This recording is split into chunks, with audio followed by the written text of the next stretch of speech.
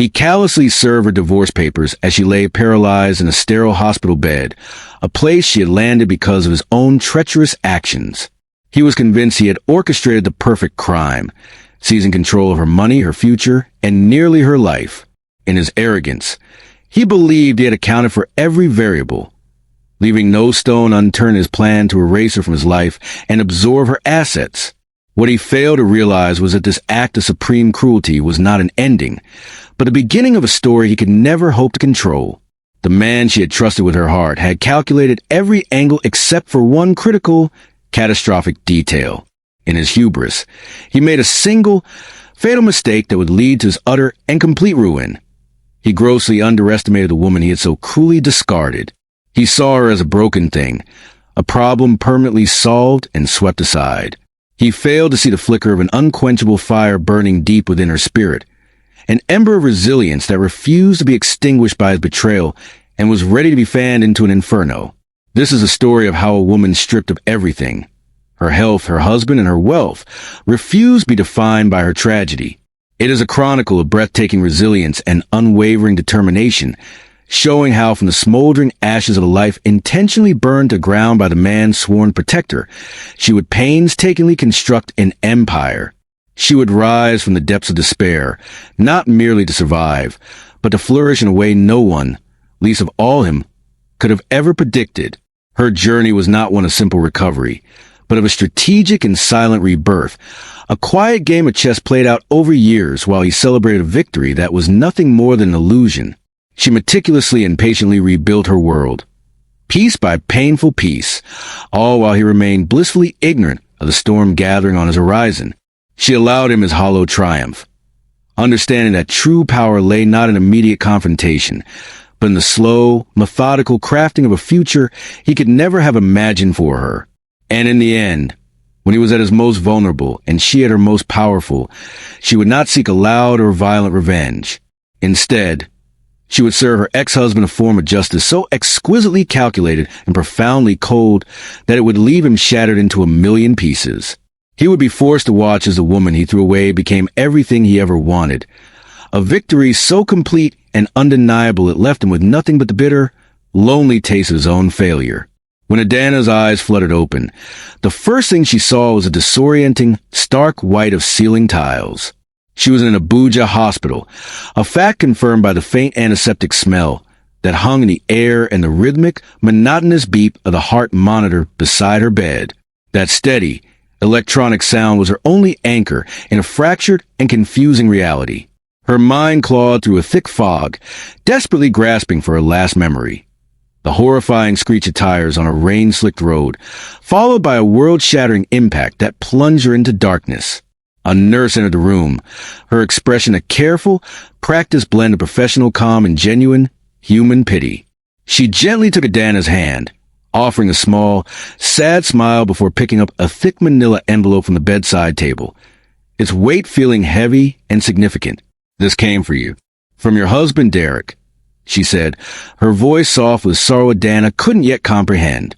For a fleeting, hopeful moment, she allowed herself to imagine it was a love letter, a desperate apology, but the stark, official feel of the paper instantly dispelled that childish fantasy.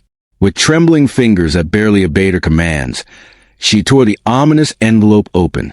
Inside were divorce papers, the print cold and impersonal, a series of complex legal clauses that felt like they were written in a foreign language. Her eyes scanned the pages, a wave of nausea rising as disbelief war with the stark reality in her hands, until they landed on his signature. It was unmistakably his, a confident, decisive scrawl she knew as well as her own.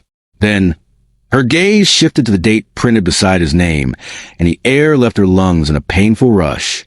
The papers were dated just 2 days after the accident that had nearly killed her. The betrayal was a physical sensation, a pain so sharp and piercing it eclipsed the throbbing, constant ache in her limbs. To be abandoned was one thing, a tragedy she might have one day understood. But to be discarded with such cold and calculated efficiency while she lay broken and helpless felt like a unique and profound cruelty. The man she had vowed to love in sickness and in health had not only forsaken her at her absolute lowest point, but had clearly been waiting impatiently for the opportunity to do so, acting with a speed that spoke volumes. But as the initial, overwhelming shock began to recede, it was replaced by a chilling and dreadful suspicion that began to crystallize in her mind. Derek had no idea that a seed of doubt about the accident had already been planted. He was completely unaware that the crash was beginning to feel less like a random, tragic event and more like a carefully orchestrated and deliberate act. As she lay there, a terrible, clarifying understanding dawned. The man who had left her for dead was about to watch his world unravel at the hands of the very woman he thought he had destroyed. The first few weeks were a painful blur of physical agony and emotional grief, each day melting into the next in a desolate haze of medication and profound sorrow. She was utterly adrift in her hospital bed, mourning not just the catastrophic loss of her physical abilities, but the complete and brutal demolition of the future she had so carefully and lovingly built with a man she thought she knew. Her world had not just been shaken, it had been leveled, leaving behind nothing but rubble and the ghosts of shared dreams. Derek, the man whose infectious laugh used to be the joyful, vibrant soundtrack of their home, was simply gone. He never once visited the hospital. He never called to see if she was alive. He had surgically and silently cut her out of his life as if she were a malignant disease to be eradicated, leaving a void colder and more desolate than any sterile hospital room. His absence was a deafening silence that screamed his guilt and his terrifying lack of humanity, a final, cruel twist of the knife. In this turbulent sea of despair, her younger sister Aisha became her anchor. Aisha remained by her side day after day, a constant, reassuring presence against the stark white walls and antiseptic smells that had become Adanna's world. She patiently fed Adanna when her own hands were too weak and uncoordinated to hold a spoon, and she whispered endless words of encouragement into the quiet darkness of the long, lonely nights. Her voice was a soothing balm on Adanna's wounded spirit, and a protective, righteous fire ignited in Aisha's eyes. She was no longer just a sister, but a fierce guardian vowing to fight for Adanna when she could not fight for herself. While Adanna endured the excruciating agony of physical therapy, slowly and painfully learning to command her legs again, Aisha channeled her own grief and simmering anger into decisive, focused action. She began digging into Derek's life, armed with the unshakable conviction that his profound cruelty was more than a simple case of falling out of love. His actions were too swift, too cold, too final to be anything but premeditated. She transformed her sorrow into a relentless quest for the truth, determined to uncover the real reason for his monstrous behavior. The story Aisha began to uncover was far darker and more depraved than either of them had ever imagined, revealing a betrayal that didn't start with the divorce papers, but stretched back much further. He had been having an affair for over a year with a ruthless junior colleague named Funk, a woman who saw Adanna as nothing more than an inconvenient obstacle to her own ambition. But the infidelity, as painful as it was just the tip of a treacherous iceberg. Aisha discovered that Derek had been systematically bleeding their joint finances, secretly transferring enormous sums of money to private accounts. Bank records showed huge loans taken out in Adanna's name, her signature expertly forged on complex legal documents that sign away her shares in their jointly owned properties. With all the evidence laid out, the final, horrifying piece of the puzzle clicked into place. His grand plan was predicated on her death. That anonymous text she received weeks before the crash suddenly made perfect, chilling sense. Your husband is not the man you think he is. The accident, the brakes that mysteriously failed on a rainy night. It was all a calculated, cold-blooded attempted murder. The profound grief in Adanna's heart did not wither under the weight of this new, horrifying truth. Instead, it hardened into a cold, diamond-hard resolve. The heartbroken tears of a victim were replaced by the steely, focused gaze of a strategist preparing for a long and silent war. She vowed to herself in the sterile quiet of her hospital room, with only the steady beep of the heart monitor as her witness. She would not be a tragic footnote in a story of greed and betrayal. The time had come to become the sole and powerful author of her own destiny, to write a new chapter he would never see coming. While Derek and his new partner Funk toasted to a future built upon her stolen assets, they confidently and arrogantly assumed Adanna was a shattered invalid, completely broken in body and in spirit. They envisioned her living out her days in quiet misery, too weak to ever challenge their narrative. It was precisely from this place of perceived weakness that she began to meticulously plan her counteroffensive. She understood that her greatest advantage was their hubris and their complete underestimation of her will to not only survive, but to triumph. From her hospital bed, she made the single most critical decision that would ultimately seal his fate. She would let Derek think he had won. She would play the part of the broken, defeated woman he expected her to be, allowing his own arrogance to swell into his greatest vulnerability. He needed to believe his despicable plan had succeeded perfectly, leaving him blissfully ignorant and utterly exposed to the counterattack he would never see coming. This act of strategic patience, of swallowing her rage in favor of a colder, more calculated justice, would be the foundation of her entire strategy. With her fiercely loyal sister Aisha acting as her general on the outside, Adanna began to discreetly move her few remaining assets, shielding them from his prying eyes and legal reach. She instructed Aisha to liquidate a small inheritance from her grandmother, a modest fund that Derek, in his carelessness and greed, knew nothing about. It was not a fortune by any means, but it was untainted by his touch, and it would be the precious seed from which her new life, and his eventual downfall, would grow. Aisha carried out these instructions with quiet, formidable efficiency, creating new accounts and a new corporate entity with no legal link to Adanna, completely erasing her from the paper trail he thought he controlled. Adanna had always possessed a brilliant and intuitive eye for design, coupled with a deep, abiding love for the vibrant patterns and rich history of traditional Ankara fabrics. It was a passion Derek had always cruelly dismissed as a quaint hobby, something to keep her busy but of no real-world value.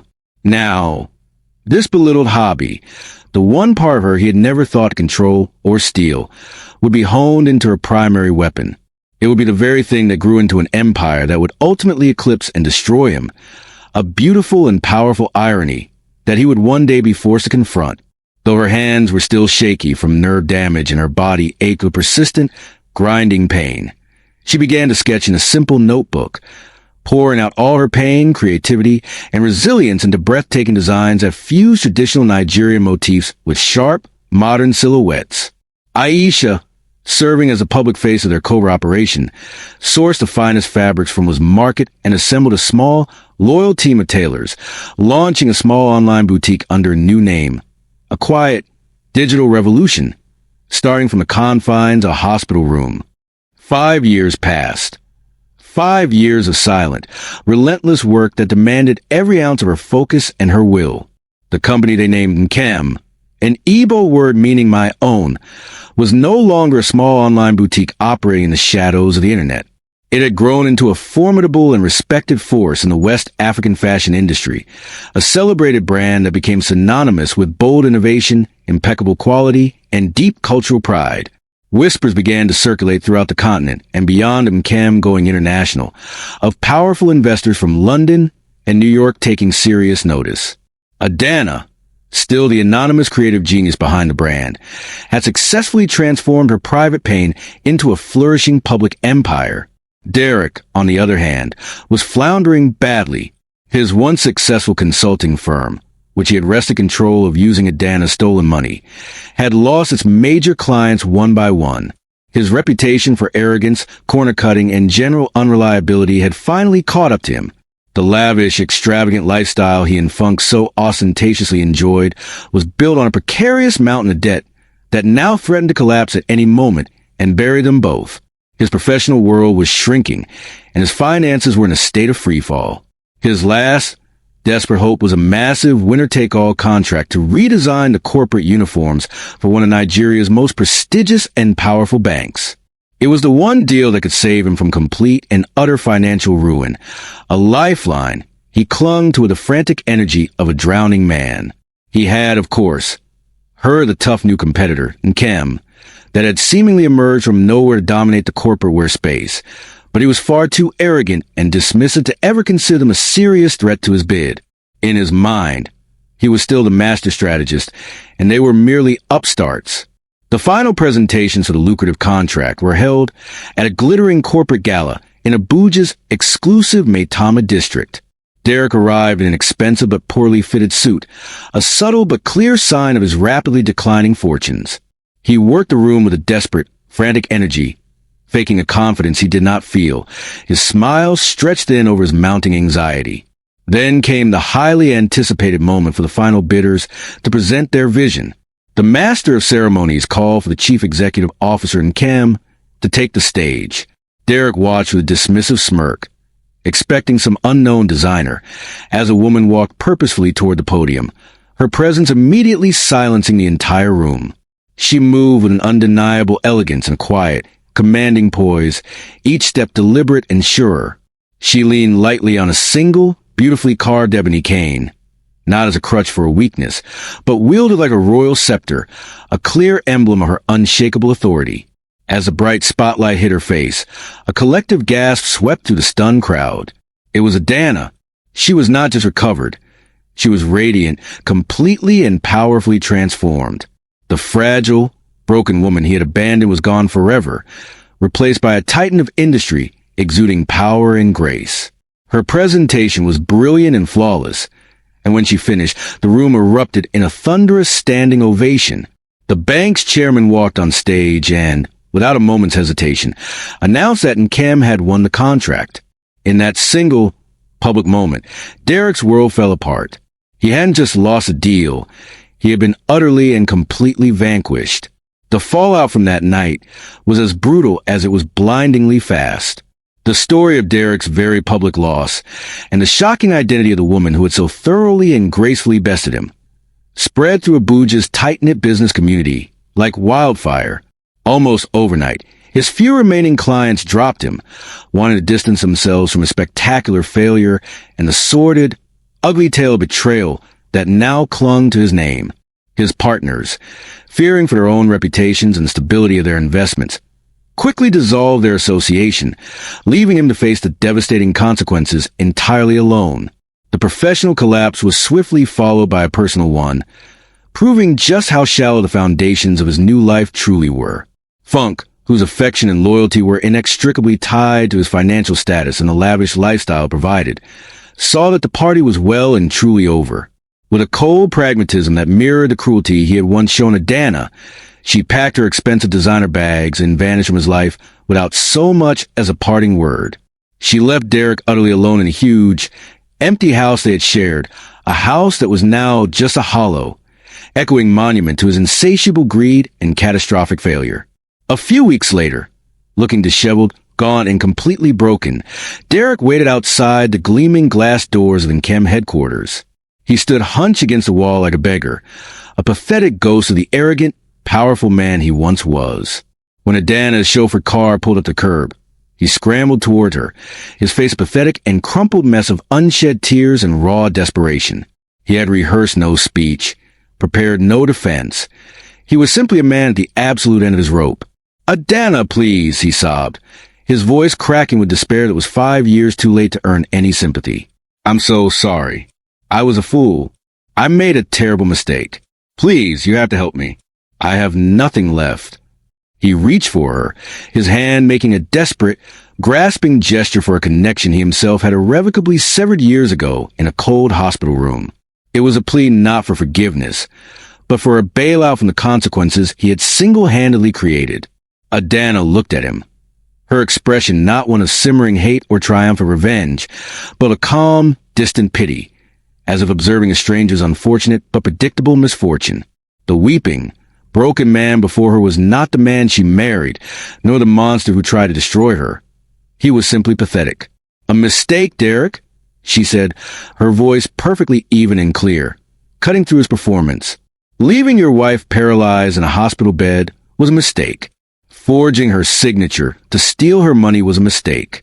You aren't sorry that you did it, Derek. You're just sorry that you failed." Her words hit him with the devastating force of truth, and all he could do was watch, paralyzed by the totality of his own failure, as she turned and walked into the magnificent building she had built, leaving him on the street with nothing but the crushing weight of his consequences. Adanna never looked back, not for a single moment. For her, true victory wasn't the fleeting, bitter satisfaction of witnessing his ruin, but the enduring and profound peace of her own creation. The empire she built from the ashes of her old life, Nkem, my own, was far more than just a successful business. It was a living, breathing declaration of her sovereignty over her own life and destiny. It was proof that she had not only survived his attempt to erase her, but had thrived in ways he could never comprehend. The faint flicker of life her husband had so callously tried to extinguish now burned as a brilliant beacon, illuminating a path of hope and resilience for others to follow. Nkem became more than a fashion label. It was a symbol of African strength and female empowerment, celebrated for its commitment to telling stories of survival and success through its art. The brand shepherded a new narrative in the industry, one that valued authenticity, heritage, and the unyielding power that comes from embracing one's own story, no matter how painful its origins.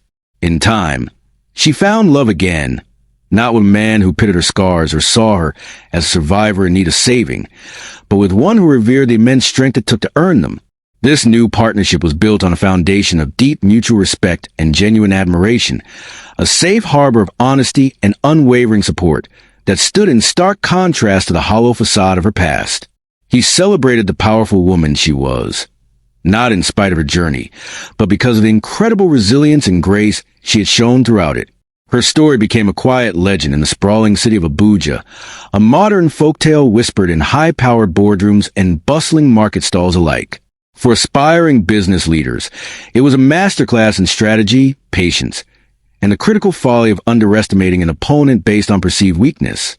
For everyday people, it became a deeply personal story of hope, a powerful and tangible reminder that even from the deepest, darkest depths of despair, a magnificent new life could be painstakingly and beautifully built.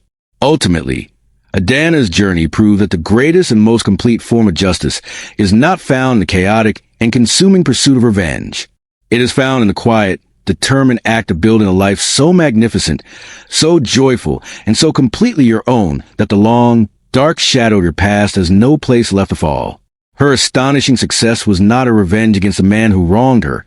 Her inner peace was.